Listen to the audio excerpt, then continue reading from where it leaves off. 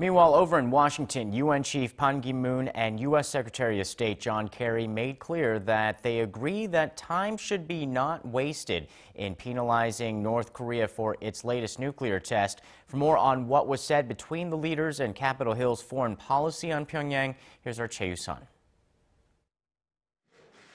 The UN Secretary General and the U.S. Secretary of State were one voice in saying the international community must promptly act in response to North Korea's nuclear test this week.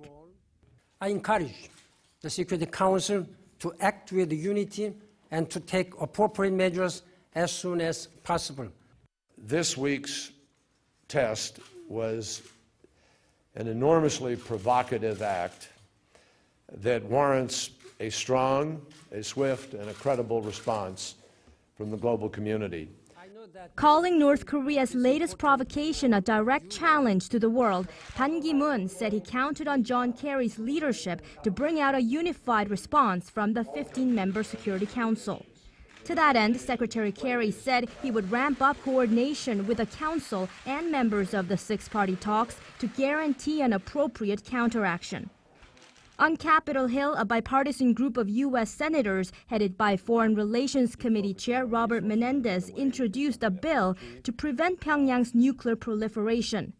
The legislation, likely to pass Congress, requires the U.S. Secretary of State to submit a comprehensive North Korea report containing U.S. policies to curtail Pyongyang's development of weapons of mass destruction and missiles.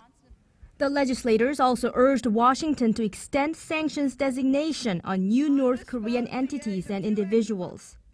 In the lower chamber of Congress, Foreign Affairs Committee Chair Ed Royce put forth a resolution calling on the U.S. government to pressure China to cut off aid to North Korea and to exercise greater influence to stop its allies' nuclear and missile programs.